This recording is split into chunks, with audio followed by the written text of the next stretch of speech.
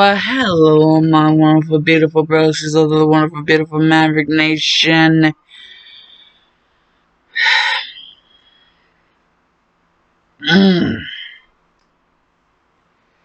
Oh boy. The 1973 animated film Charlotte's Web.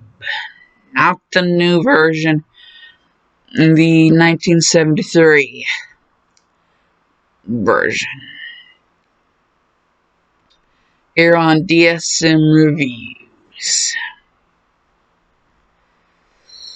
What else to say but the music is good. The singing is good. Although, some of the time, with the human actors, it almost sounds like they're on a deadpan version of auto-tune whenever they're talking. Like, early in the movie, it almost sounds like they have, like, Captain Kirk syndrome. And I'm not trying to say that I don't like the movie, I'm just saying that there are some things that are kind of, wow, that was acceptable back then. Like, legit. In the early parts of the movie, the human characters talk like freaking Captain Kirk.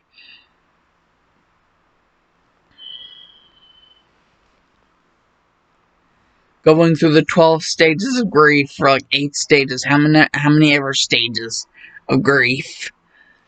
Like, it's weird. But I guess that just adds to the charm of it. How in its own world it is.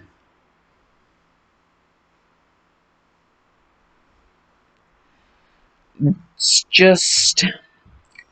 its own very special movie.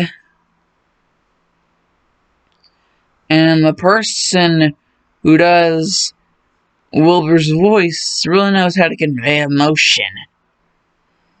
And so does the person who does Charlotte's voice. And Templeton is just a freaking riot. Like, it's almost like a semi-uncomfortable feeling of slight joy and yet slight weirded outness that I get whenever listening to him. And there are other characters like the Goose, who, like, says everything like 2 or 3 times. And I just find that kind of adorable. And, you know, the last little goosling, or whatever the frick they called the gooses, the baby gooses, and the baby geese. They're called geese, not gooses. The last baby geese that wants to hang out with Wilbur. I just think it's just really adorable.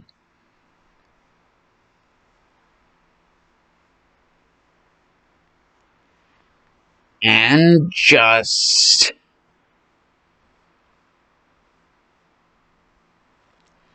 the fact that Charlotte just seems to be this really good, well-written character. And the kids in the movie all seem to act like actual kids. Or at least kids that I think I used to know whenever I was around that age. You know, just, if they're not off the wall, they're freaking off the chain. And if they're not that, then they're like really kind-hearted soul. or like constantly being sheltered from the outside world by an overbearing like presence of parenting. It just feels like a really small, just like neighborhood of like kid characters.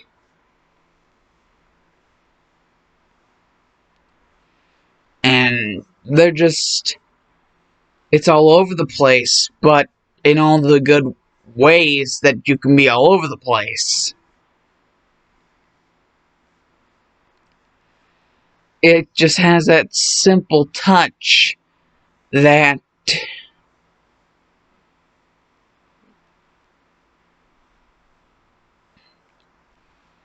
so yeah, with it just being, with the kid characters just being really good, especially for early like animation, where kid characters were not always done the best, not always given the justice that they deserve. I think that at least it's above average kid acting. I mean, give them credit, it looks freaking gorgeous. Like, the artistry is freaking amazing. Then again, what's to be expected from something that has Joseph Hanna and William Hanna and Joseph Barbera, whatever the frick, Hanna-Barbera, behind it? What's to be expected? You expect any less from, like, a William Hanna, like, production thingy? I mean, it has them behind it. It's gonna look freaking amazing. And just overall, I don't know really how else to say it.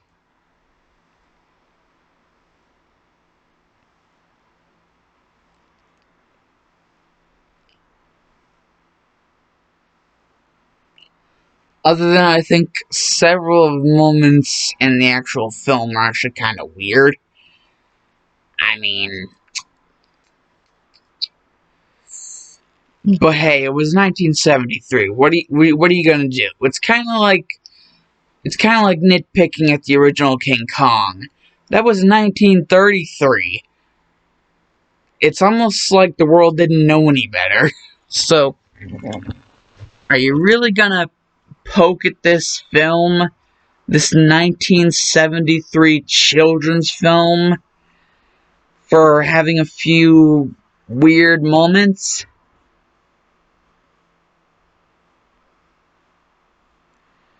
And, well, for a children's film, some of the things that Wilbur says, he has a very, very extensive vocabulary of words that I don't even think I'd be able to say the first time I learned how to talk. And I knew, like, the freaking names of, like, a good amount of dinosaurs for most other things. So, yeah.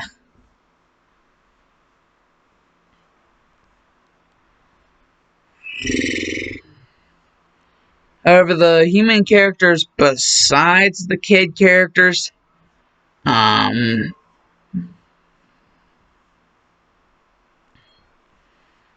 it's just, it's not exactly something that I can easily put into words. Except for, well, let's just say, I only really decided to review this because a while ago, I don't know for what, I don't quite remember for what, but basically we were going to someone else's house for breakfast and to, you know, swim in their pool.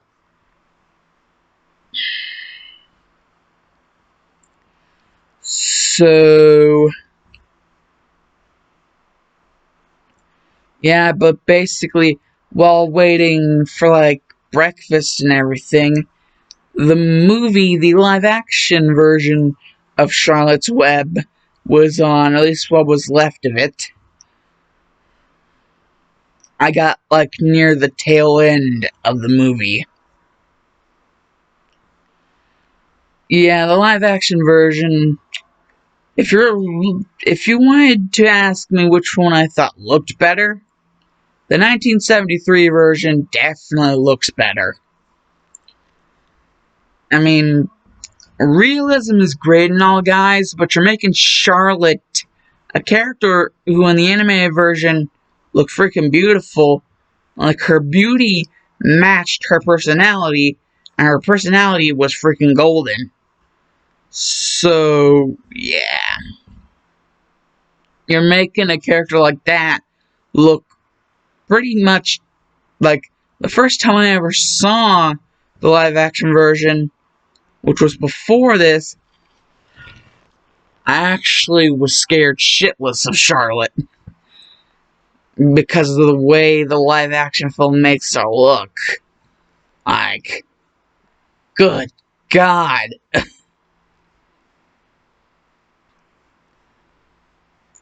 In the animated film, in the 1973 animated film, she actually looked freaking pretty and adorable. I, care to say, freaking adorable. But in the freaking, like, live action version, not so much. Which is kinda, I just find it really sucky that there are no 1920 x 1080, images for the, animated 1973 version of Charlotte's Web. So I have to use an image from the live action, even though that's not the one I'm reviewing. That's why you guys might be a little bit, confused. Like, the freaking thumbnail is an image from the newer version, and the movie I'm reviewing is the original version. But let me just clear this up right here, right now. In my opinion, and solely my opinion alone, I guess, until I hear other people agree with me, the OG is the better out of the two. The OG is definitely the better. It's kind of like whenever they tried to do Psycho and make it like a, frame by frame, like, look-alike remake with, I forget who was Norman Bates. I don't know, but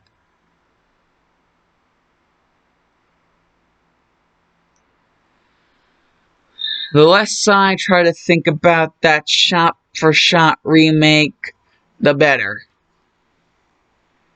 Because that's basically what the remake of Charlotte's Web, the live-action one, seemed like to me. Basically the same thing as the shot-for-shot remake of the movie Psycho. And I know Hanna-Barbera and freaking Alfred Hitchcock are two different things, but I'm just saying, that's the way it seemed to me. They were pulling that.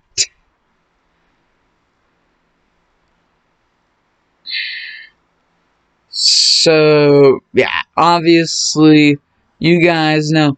I also think it might have a lot, it probably has a lot to do with my nostalgia factor. I saw the animated one first, and to me, the animated one just looks gorgeous. Like, you could tie it up with Bambi for some of the most gorgeous freaking scenery.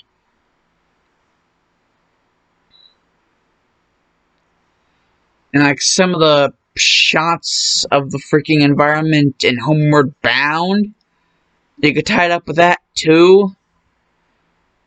And like even some of the stuff from Brother Bear.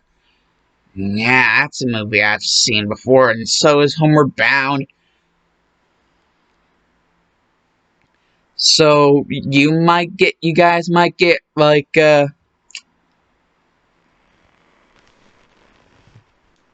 you guys might actually get reviews of Brother Bear and Homeward Bound in the future. Who knows? Maybe I might feel a little bit of a Disney December vibe and, want to, review some Disney movies. If I review any Disney movies, it's probably going to be part of a lineup of Disney movie reviews. Guys, just to let you know something, it's my second review in, and just letting you know something, I'm not just reviewing movies, I'm reviewing shows.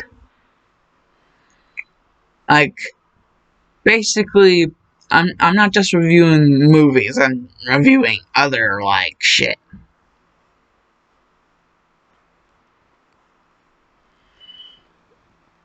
Like, I mean, I own freaking a good amount of the episodes of the original Scooby-Doo Where Are You?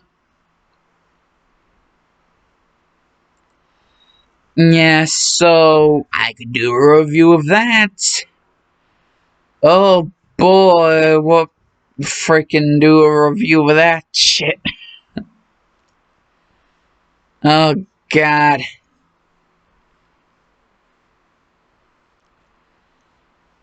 Oh boy. Anyways, what you guys need to know is that, first of all, I definitely like the animated, 1973 version more than I do the, remake. And besides, the 1973 version is the thing I'm supposed to be reviewing.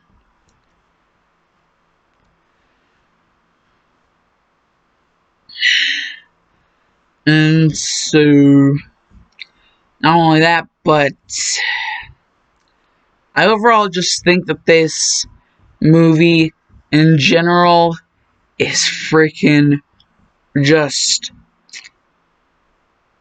a little bit of a quote of Transformers, more than meets the eye. Definitely more than meets the eye.